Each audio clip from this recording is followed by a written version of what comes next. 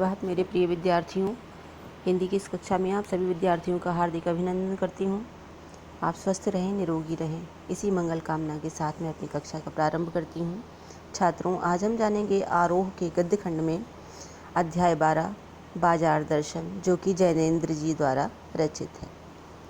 पाठ का सार जान लेते हैं। मित्र द्वारा फालतू खरीद। लेखक के एक मित्र बाजार से मामूली सी चीज़ खरीदने गए, परंतु लौटे तो साथ में बहुत से बंडल ले आए। पूछने पर उन्होंने श्रीमती को दोष थोपा। लेखक के अनुसार सभी पुरुष इस मामले में पत्नी को ही ओट लेते हैं। ऐसी फालतू खरीद के पीछे एक अन्य तत्व है, मनी बैग, अर्थात पैसे की गर्मी।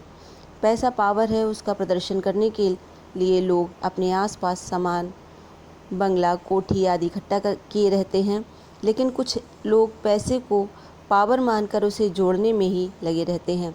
वे पैसे को जुड़ा हुआ देखकर फूले फूले रहते हैं। उक्त मित्र ने भी बताया कि खरीद के सामान के कारण सारा मनी बैग खाली हो गया। बाजार का आकर्षण। फालतू खरीद का एक अन्य कारण है बाजार का आकर्षण। मित्र बोले, बाजार तो शैतान का जाल है। वह ऐसा सजा होता है कि बेहया ही हो जो ना फंसे। बाजार वास्तव में अपने रूप जाल द्वारा खरीदारों को मोहित करता है। वह लुटने और लूटने के लिए प्रेरित करता है। बाजार में आमंत्रण तो होता है, परंतु आग्रह नहीं होता। यही कारण है कि उसे पाने की चाह और अभाव उठ खड़े होते हैं। यदि कोई अपने को न जाने तो बाजार उसे पागल बनाकर छोड़ देता है। दूसरे मित्र का अनुभव। एक अन्य मित्र दोपहर को बाजार गए तथा शाम को लौटे बिल्कुल खाली हाथ। पूछने पर बताया, बाजार में सब कुछ लेने का मन करता था, इसलिए कुछ भी ना ले पाया, क्योंकि एक वस्तु को लेने का मतलब था शेष को छोड़ना। सही बात थी। अगर अपनी चाह का पता नहीं होता है तो सब और चाहें घेर लेती हैं। ऐसे में कोई परिणाम सा प्रतीत नहीं होता, कोई परिणाम या कोई गति प्रतीत नहीं होती। बाजार का जादू। बाजार का जादू रूप का जादू है। यह तभी असर करता है जब मन खाली हो। खाली मन होने पर सब ओर का निमंत्रण पहुंच जाता है। सब चीज़ें खरीद लेने का मन होता है, परंतु ये जादू उतरने पर पता चलता है कि ये वस्तुएं आराम पहुंचाने के बजाय आलस्य बढ़ाती हैं। हाँ, इससे स्वाभिमान और अभिमान बढ़ता है, संसार की जकड़ भी बढ़ती है। जादू को रोकने का उपाय यह है कि बाजार जाने से पहले मन खाली ना हो, मन में लक्ष्य होना चाहिए, तब बाजार तुमसे कृतार्थ होगा। बाजार की असली कृतार्थता है आवश्यकता के समय काम आना। खाली मन और बंद मन का अंतर। बंद मन का अर्थ है शून्य हो जाना। शून्य होने का अधिकार सिर्फ परमात्मा का है। मनुष्य तो अपूर्ण है, इसलिए उसमें इच्छाएं उठेंगी ही। इच्छा का विरोध करना झूठ है। यह डांट देकर मन को बंद करना है। यह लोभ को जीतना नहीं है, बल्कि लोभ की जीत है। मन को बलात् बंद करना तो हठ योग है। इससे ये संकीर्ण और क्षुद्र होता है। वास्तव में अपनी अपूर्णता को स्वीकार करना चाहिए। सच्चा कर्म वही है जो अपूर्णता के बोध को जगाता है। अतः हमें मन को बलात् न रोककर उसकी बात सुननी चाहिए, क्योंकि वह भी उद्देश्य पूर्ण है। हाँ, मनमानी की छूट मन को नहीं होनी चाहिए, क्योंकि वह अखिल का अंग है। भगत जी का किस्सा। लेखक के पड़ोस में एक भगत जी रहते हैं। वे चूरन बेचते हैं। उनका नियम है कि वे प्रतिदिन 6 आने से अधिक नहीं कमाते, इसलिए वे अपना चूरन थोक व्यापारी को या ऑर्डर पर नहीं देते। निश्चित समय पर अपनी पेटी उठाकर चूरन बेचने निकलते हैं। चूरन हाथों हाथ बिक जाता है। कुछ लोग तो भगत जी के प्रति अपनी सद्भावना प्रकट करने के लिए चूरन खरीदते हैं। यूँ ही 6 आने की कमाई पूरी होती है, वे शेष चूरन बालकों में मुफ्त बांट देते हैं। वे सदा स्वस्थ बने रहते हैं। लेखक का विश्वास है कि ऐसे भगत जी पर बाजार का जादू नहीं चल सकता। वह भगत शायद निरक्षर है, अनपढ़ है, बड़ी बड़ी बातें भी नहीं जानता, परंतु बाजार का जादू उसके सामने विवश हो जाता है।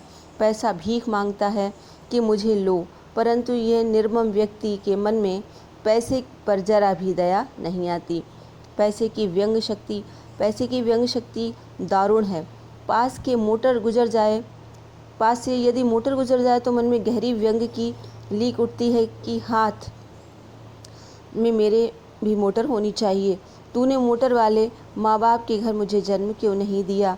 ये व्यंग शक्ति अपने सगों के प्रति भी कृतज्ञ बना डालती है, परंतु उस चूरन वाले फक्कड़ के सामने ये व्यंग शक्ति पानी पानी हो जाती है। वह कौन सा बल है जो पैसे के व्यंग के सामने अजेय रहता है।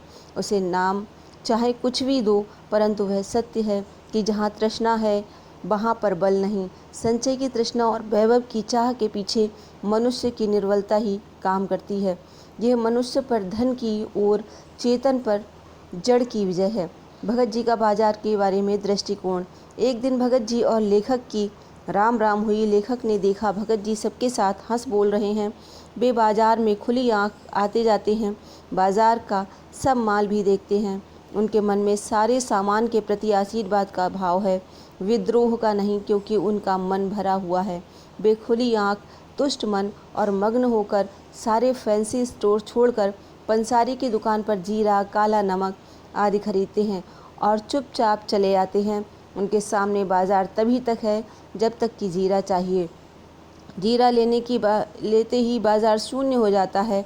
फिर चांदनी चौक के आकर्षण बुलाते रहें या कहीं चांदनी बिछी रहे तो बिछी रहे, वे उनका कल्याण ही चाहते हैं। बाजार की सार्थकता। लेखक के अनुसार बाजार को वही मनुष्य सार्थक करता है जो कुछ खरीदना चाहता है।